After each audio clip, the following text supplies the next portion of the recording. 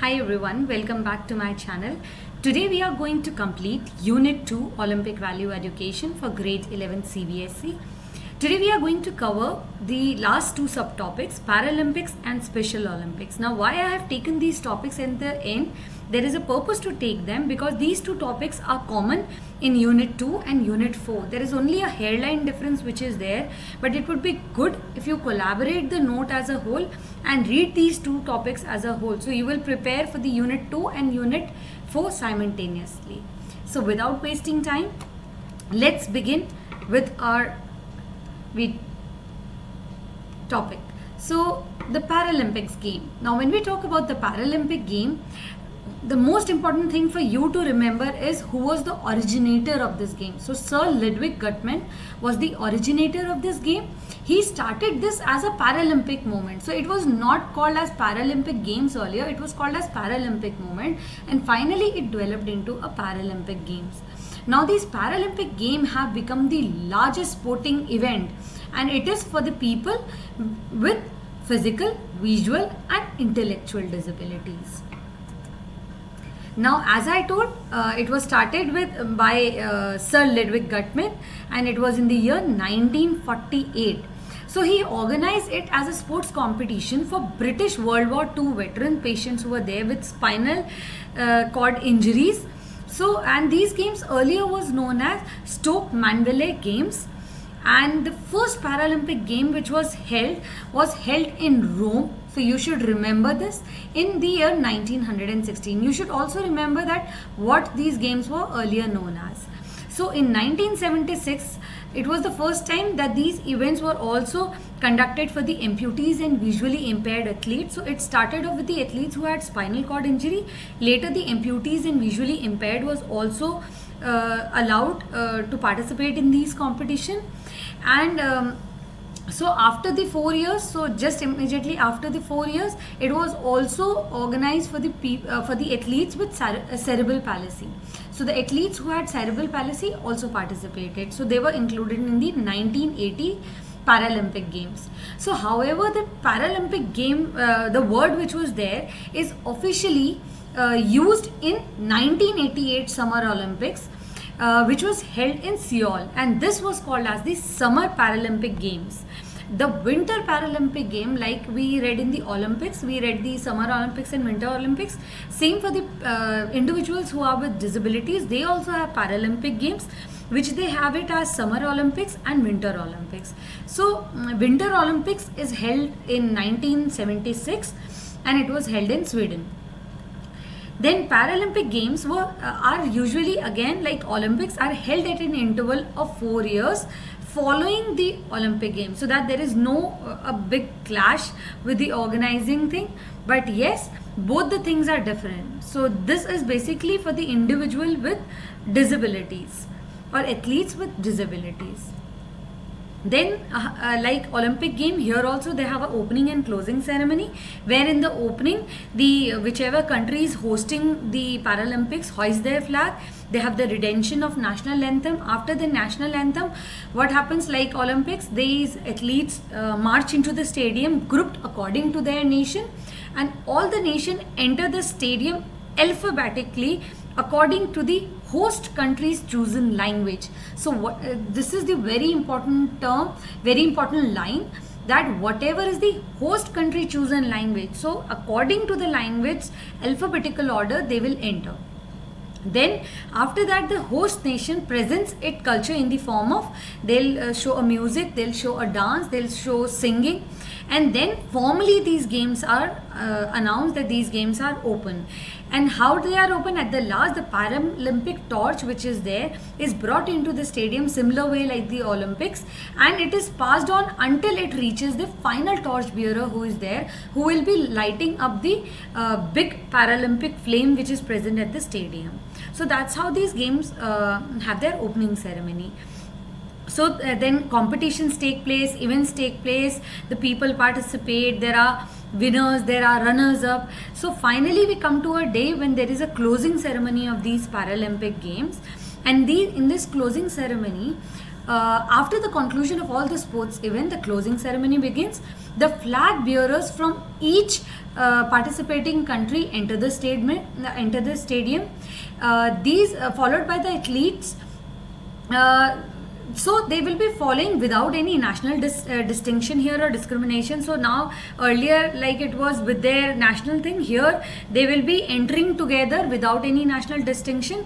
And and finally the Paralympic flag, which was hoisted the first day, since it's a closing ceremony today, so it will be taken down.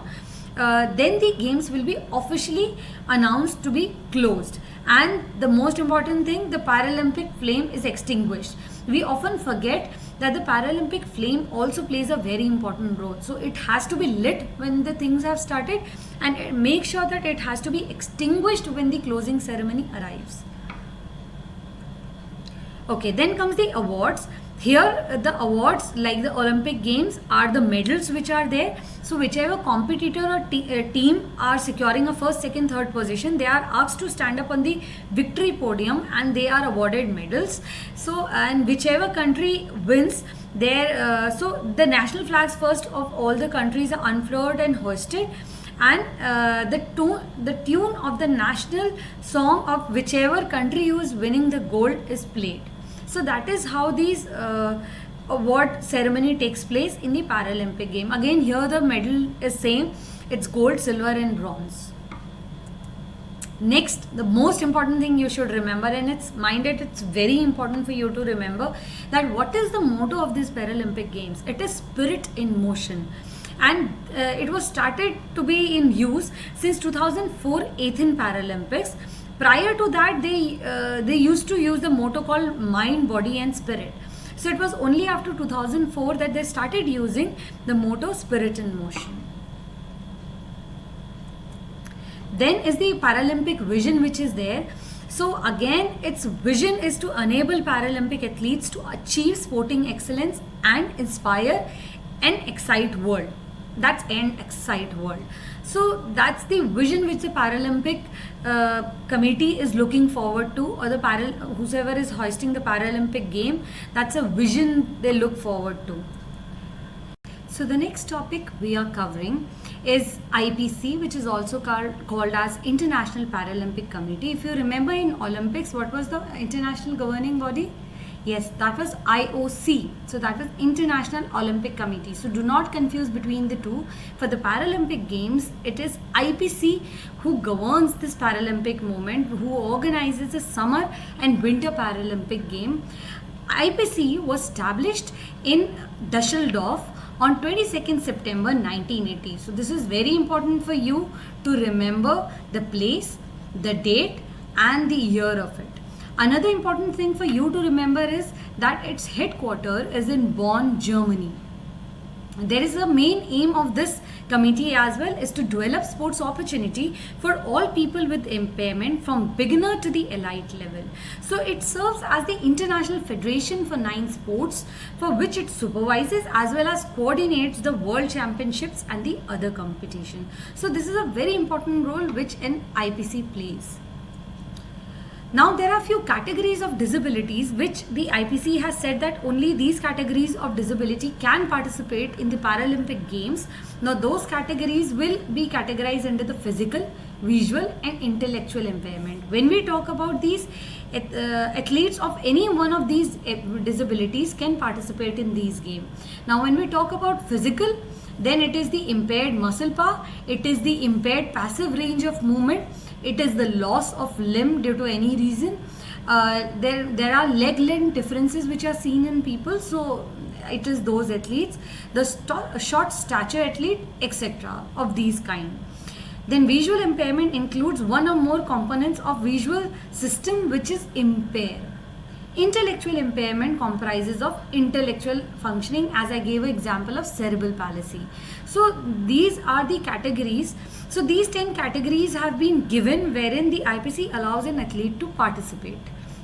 Now, International Paralympic Committee, I repeat that particular thing, that mainly serves the athlete with physical and visual disability, whereas intellectual disability has been added to some Paralympic games. So, the intellectual disability athletes get an opportunity to participate, but in a few listed games, whereas the visual and physical has a more bigger area of participation in several sports.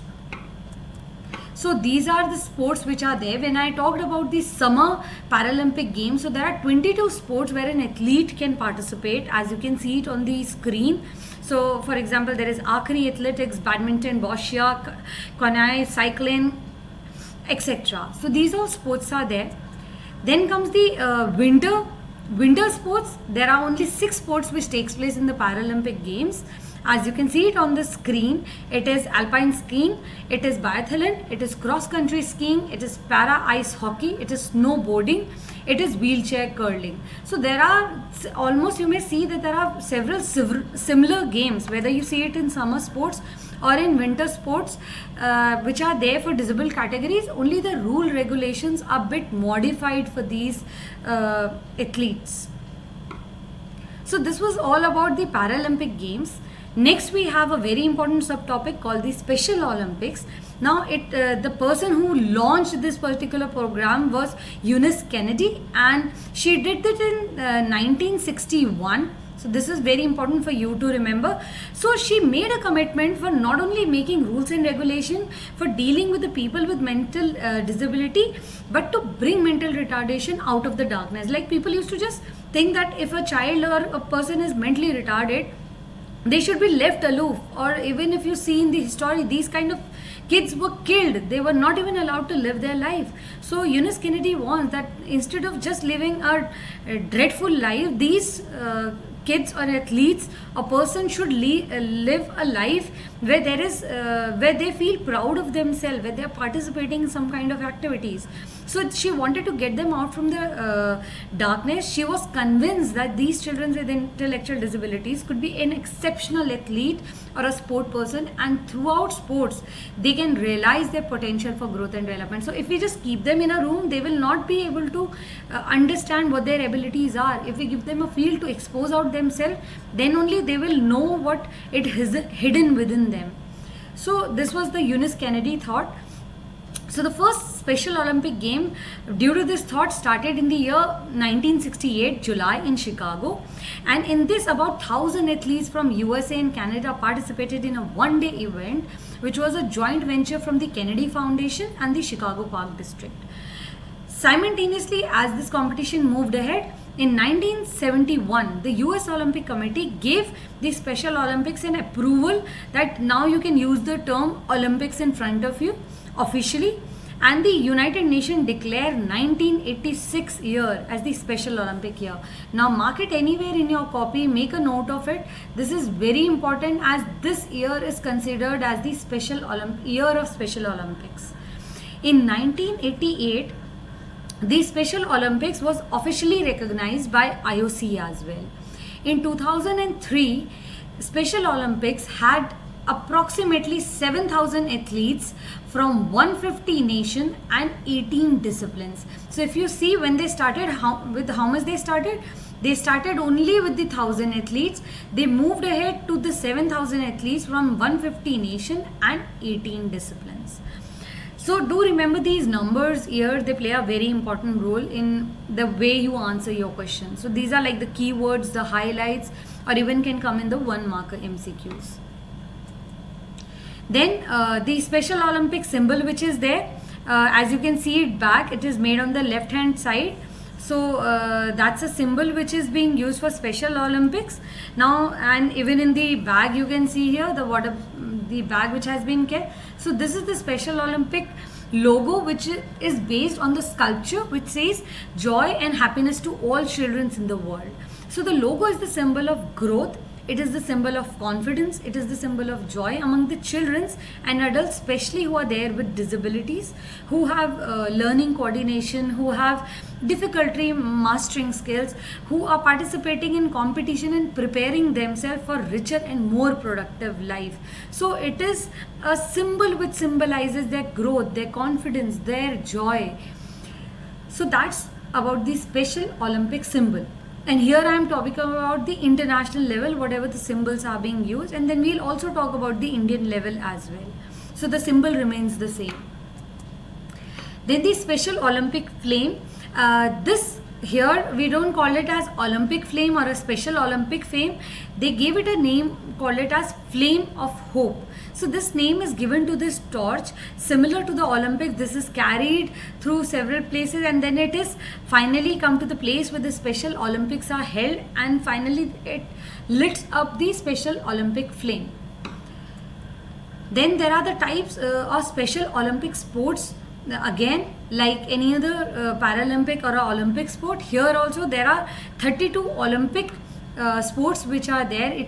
There are individual sports, there are team sports, but these sports are such which may provide a meaningful training and competition opportunities for the people with intellectual disabilities. So as you can see it on the screen, so these are the type of the sports which are there. So as I mentioned earlier, there are more than 32. So I've only mentioned a few here. There are many more which are there for these special Olympic special athletes which are there, who are participating in Special Olympics. Please do not get confused between the Special Olympics and between the Paralympics. Paralympics, we are talking about the visual, we are talking about the intellectual and physically impaired athletes we are participating. If I go back here in the slides, here we are talking about the other categories of athletes, especially with the athletes who are intellectually disabled. See, I will mark so that you don't forget it. Okay, so these were the type of the sports Olympic types of Special Olympic sports which are there. So next is the Special Olympic Bharat. So Special Olympic International is there, which is the international governing body. Then under it comes our own Special Olympic Bharat, which is there. Now Special Olympic Bharat is a recognized body by the Special Olympic International. Again, this is like the Paralympic movement, a movement that uses sports as the catalyst to change lives of children and adults with intellectual disabilities and mentally challenged person. So here they are more for Special Olympics, they are more focused upon the people with intellectual disabilities, the people who are mentally challenged, not with the persons who are visually impaired and physical like we did in the Paralympics. It is founded in the year 1987. First, it was called as Special Olympics India. In 2001, it changed its name to Special Olympics Bharat. So it is again a body which is being governed, which is being recognized by Government of India, and it is a national sports federation for development of sports opportunity for the people with intellectual disabilities. So Special Olympic Bharat, if you will be amazed to see the numbers which are there. Right now we have this big number of the coaches which are there. So 1,50,326 coaches are there right now, and at present this number of athletes. So you can see the athletes and coaches ratio which is there, and we have 6,162 trainers. So we started off with a very short number, very bit of person who are interested to lead these kind of athletes, who are interested to coach them, who are interested to train them. But now you can see, similar to the Paralympic movement, even the Special Olympic movement has taken a kickstart. So there are more and more of coaches who are coming in, more and more of athletes who are coming in, and more of trainers who are coming in. Then here their mission is to provide sports training, organize sports competition throughout the year for these children and adults with intellectual disabilities, giving them persistent opportunities to develop physical fitness, demonstrate courage, experience joy, and to participate in sharing of gifts, skill, friendships with the family and other Special Olympic athletes and community as well. So it is not just restricted to their own family, but it is also extended over to the other athletes and the other communities as well. Next we have is the vision. Like the Paralympic, even the Special Olympic has a vision. The vision is that it is a movement which improves the lives of the people with intellectual disabilities, and in turn the lives of for everyone they touch through sports training and sports competition. This Special Olympic Bharat empowers the people with intellectual disabilities to realize the full potential and to develop their skills through intense sports training and competition. So I hope it's quite clear whatever the vision Special Olympic Bharat is looking for these athletes. A oath which they take, it is let me win, but if I cannot win, be brave in the attempt. So that's a very positive and a motivational oath which these athletes take. The goal is that provide chance to the differently abled people to develop physical fitness and focus on their holistic development. So it's just not the mental or the physical development, but it is an overall holistic development which the Special Olympic Bharat is focusing on for these differently abled athletes or people. Most important thing, the benefits of organizing a Special Olympic Bharat, or if an athlete is participating in Special Olympic Bharat, what can be the benefits? The benefits can be, first of all, physical fitness will be improved. There will be an enhancement in motor skills. As you can see that when these kids have intellectual disabilities, so these kids face problem with coordination, with adapting to new motor skills. Even they cannot, sometimes even they cannot do the basic locomotor movements. So when they start participating in these sports and competition, it enhances their motor skills. Ultimately, what will happen is it will boost their self-confidence. Now, when the confidence is boosted up, they will start feeling very good about themselves. They'll have a very good self-positive image, and they will start making more and more of friends. And it can only happen if they have an increased family support. So when all these things are happen, ultimately what will happen, their family will also start supporting him. They will, when the family supports come in, then they will also start building up a leadership quality. The more and more they participate in these competition, the more and more leadership qualities come in. The more and more they get conscious about their own health, how to take care of their health, how to build relationships in a particular community, how to strengthen athlete, being an athlete as a whole. So ultimately, Special Olympic Bharat ultimately makes an athlete mentally, physically, socially and emotionally very strong, and so that he can adjust in any kind of adverse situations. So this was there about Paralympics, this was there about Special Olympics, its motto, its vision, the benefits which the Special Olympic Bharat is offering to the athletes. So here we have covered both the topics which are there, the Paralympics and the Summer Olympics, International this Summer Olympics Bharat. So you can go ahead, read it. If you have any doubt, please at any time you can comment me in the comment box below. I'll be sharing the rest of the video links in the description box below. I would love if you would subscribe my channel, if you could like and share the channel as much as you can, so that many people or many students like you can benefit out of it. See you soon with my next video, which I'll be uploading soon. Stay home, stay safe.